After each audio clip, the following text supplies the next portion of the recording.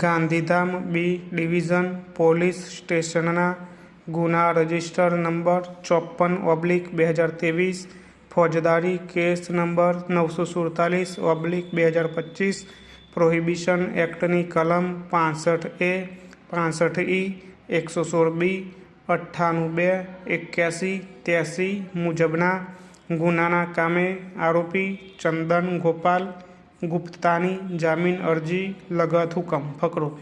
અરજી તેમજ case papers વંચાણી લીધા. આરોપીના વિદ્વાન વકીલ શ્રીને સાંભળ્યા. આરોપી સામે પ્રોહિબિશન એક્ટની કલમ 65A, 65E, 116B, 98(2), 81, 83 મુજબના ગુનાનો આક્ષેપ છે. તે ગુનામાં જામીન મુક્ત થવા આરોપી તરફથી ચાર્જશીટ પછી હાલની આ અરજી આપવામાં આવેલ છે ફકરો.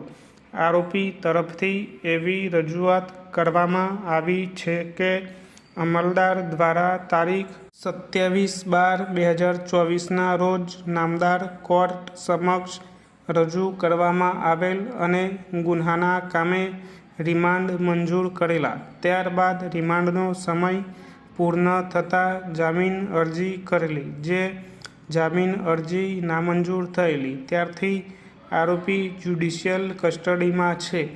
વધુમાં અમલદારે પોતાની તપાસ પૂર્ણ કરી ચાર્જશીટ રજૂ કરી આપેલ છે, જેથી તપાસના કામે આરોપીની જરૂર નથી અને તપાસ પૂર્ણ થઈ ગયેલ છે. તેમજ આરોપી તદ્દન નિર્દોષ અને બેગુન્હા છે અને ખોટી રીતે સંડોવી દીધેલ છે. આરોપી નાસી ભાગી જાય તેવા નથી. કોર્ટ ફરમાવે તે શરતોનું પાલન કરવા આરોપી તૈયાર છે. સદર ગુનામાં આરોપીને જામીન ઉપર મુક્ત કરવાની આ કોર્ટને સત્તા છે, જેથી જામીન ઉપર મુક્ત કરવા વિનંતી કરેલી છે ફકરો. ફરિયાદ પક્ષે વિદ્વાન એપીપી શ્રી તરફથી ગુનાની ગંભીરતા તથા જે મુદ્દામાલ કબજે કરવામાં આવેલો તે ખૂબ જ વધુ પ્રમાણમાં છે, જે ધ્યાને લઈ જામીન અરજી મંજૂર થવા સામે સખત વાંધો લીધેલ છે.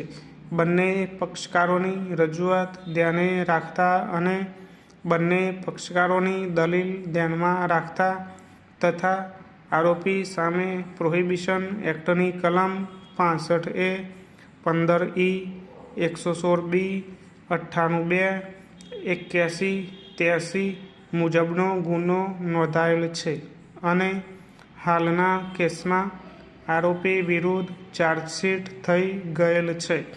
ત્યારબાદ હાલની જામીન અરજી ગુજારેલ છે. ત્યારે સૌ પ્રથમ આરોપીએ બદલાયેલ સંજોગો દર્શાવવા જરૂરી છે. માત્ર ચાર્જશીટ રજૂ થઈ ગયેલ હોય તેને બદલાયેલ સંજોગો તરીકે ગણી શકાય નહીં. તે સિવાય સમગ્ર અરજીમાં કોઈ બદલાયેલ સંજોગો દર્શાવેલ નથી. તેથી હાલની જામીન અરજી માત્ર આટલા કારણસર રદ થવાને પાત્ર બને છે. સાથોસાથ ચાર્જશીટના પેપર્સ ધ્યાને લેતા આરોપી પાસેથી પકડાયેલ દારૂના જથ્થાની માત્રા ધ્યાને લેતા ખૂબ જ વધુ છે. તેથી આક્ષેપાયેલ ગુનાની ગંભીરતા ધ્યાને લેતા આરોપીને જામીન મુક્ત કરવામાં આવે તો તેઓ ફરીથી સમાજમાં દારૂની બદી ફેલાવે અને યુવાધનને બરબાદ કરે તેમ છે. જેથી આરોપી વિરુદ્ધ આક્ષેપિત ગુન્હાની સજા, ગુનાની ગંભીરતા, પકડાયેલ દારૂના જથ્થાને ધ્યાનમાં રાખીને આરોપીને જામીન ઉપર મુક્ત કરવો ઉચિત જણાતો ન હોય આખરી હુકમ કરવામાં આવે છે.